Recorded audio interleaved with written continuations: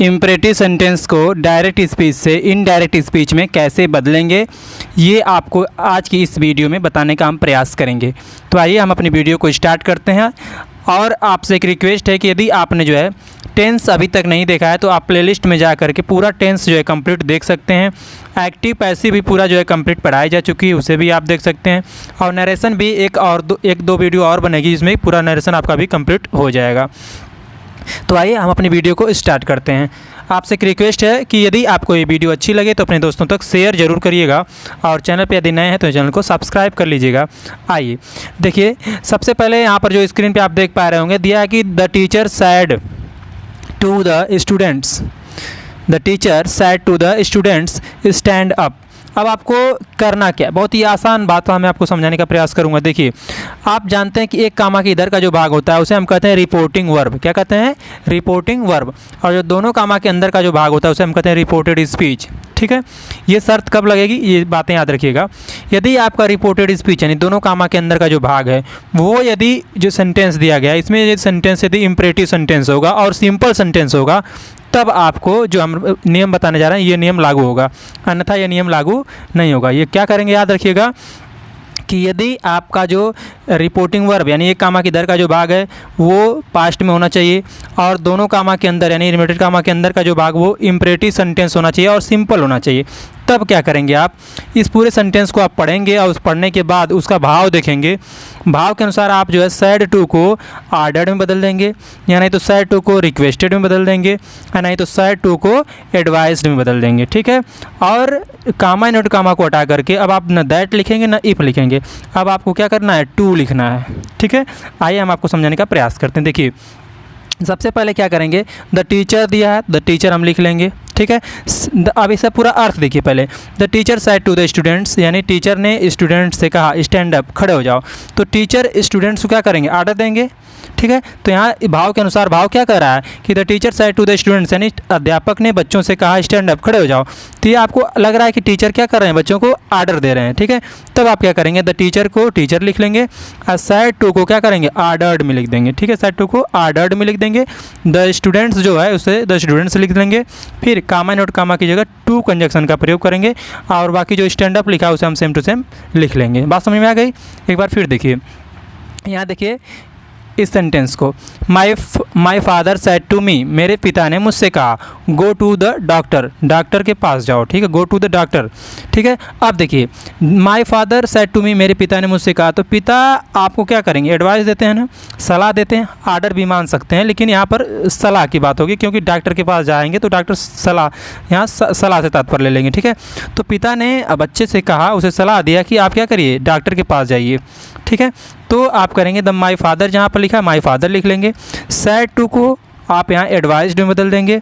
ठीक है, मी जो है आप मी कर देंगे।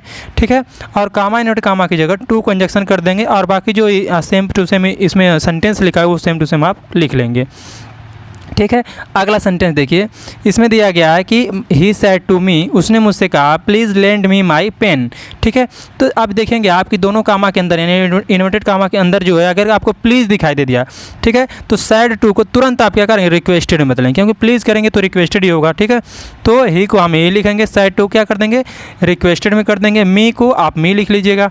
ठीक है, और इतना करने के बाद ये प्लीज़ का आप काम खत्म हो गया। ठीक है, प्लीज़ आप हटा देंगे, उसके पहले क्या करेंगे, कामा नोट कामा को हटाकर टू लिखेंगे। ठीक है, और प्लीज़ गायब कर देंगे। उसके बाद बचा क्या, लेंड बचा, तो यहाँ लेंड लिख लीजिएगा। ठीक है, अब यहाँ समझने वाली बात है कि यहाँ दिया गया मी।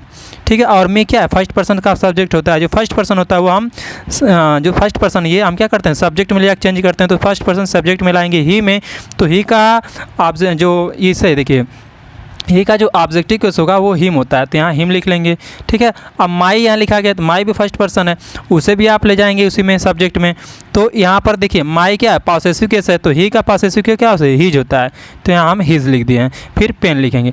जो देखिए मी यहाँ ऑब्जेक्टिव केस में तो हिम भी ऑब्जेक्टिव केस में, माई पॉसेसिव केस में तो हीज भी यहाँ पॉसेसिव केस में होगा। ठीक है, ये बात याद रखेंगे।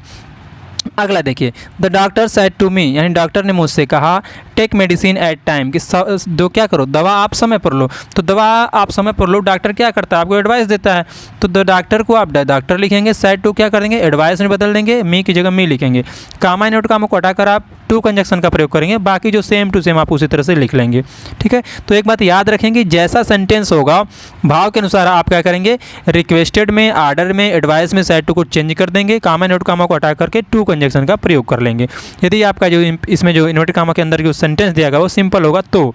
ठीक है, अब जो है आपको हम बताते हैं, यदि आपका जो सेंटेंस निगेटिव होगा तब आप क्या करेंगे, एक बात याद रखिए। देखिए, यदि आपका सेंटेंस निगेटिव होगा तो क्या करना है, तब भी आपको भाव के अनुसार ही आर्डर, एडवाइस या रिक्वेस्टेड लिखना है, लेकिन ये टू से पहले नॉट लगा कर ही लिखना है। सिर्फ क्या करना है, टू से पहले नॉट लगा देना और डू नॉट को गायब कर देना है।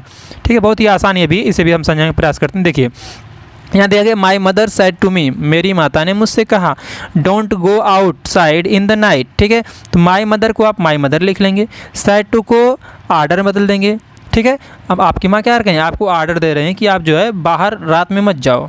ठीक है, तो आपको आर्डर देती हैं, एडवाइस भी आप मान सकते हैं, लेकिन यहाँ आर्डर हमने लिखा है। ठीक है, एडवाइस भी आप कर सकते हैं, कोई दिक्कत नहीं है। तो माई मदर आर्डर्ड मी, यानी मेरी माता ने मुझे आदेश दिया। हो गया इतना। अब यहाँ जो डू नॉट लिखा है, डू नॉट को हम क्या करेंगे, हटा देंगे। ठीक है, और यहाँ पहले हम क्या करते थे, कामा नोट कामा की जगह टू लिखते थे। तो अब जब डू नॉट रहेगा तब आप क्या करेंगे, टू लिखेंगे, लेकिन नॉट लिखने के बाद टू लिखेंगे। ठीक है, यदि डू नॉट नहीं रहता है तो हम कामा नोट कामा की जगह टू लिख लेते हैं डायरेक्ट ना। यदि डू नॉट रहेगा तब आप क्या करेंगे, पहले नॉट लिख लेंगे, उसके बाद टू लिखेंगे, और बाकी जो जैसे होता था पूरा सेम टू सेम लिख लेते थे वही हम कर लेंगे।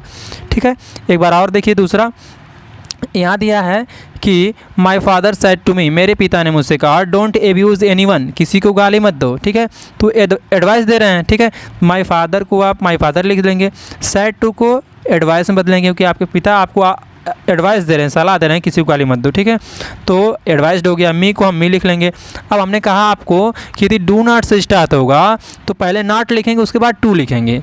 ठीक है, अगर डू नॉट से नहीं स्टार्ट हो रहा है तो कामा नोट कामा की जगह क्या लिखें, सीधे टू लिख लेते हैं और बाकी सेम टू सेम लिख लेते हैं। लेकिन अगर डू नॉट से स्टार्ट होगा तो पहले आप नॉट लिखेंगे, उसके बाद टू लिखिएगा, और उसके बाद जो बचा है एब्यूज़ एनीवन लिख लीजिएगा।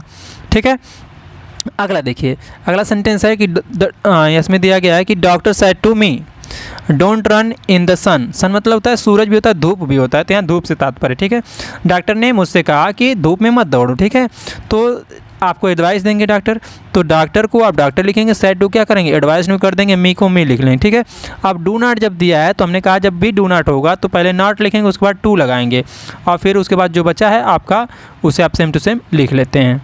बात समझ में आ गई। यदि आपको वीडियो अच्छी लगी तो इसे लाइक करके चैनल को सब्सक्राइब कर लीजिएगा और अपने दोस्तों तक जरूर भेज दीजिएगा। ठीक है, आपसे मिलते हैं अगली वीडियो में, तब तक के लिए जय हिंद।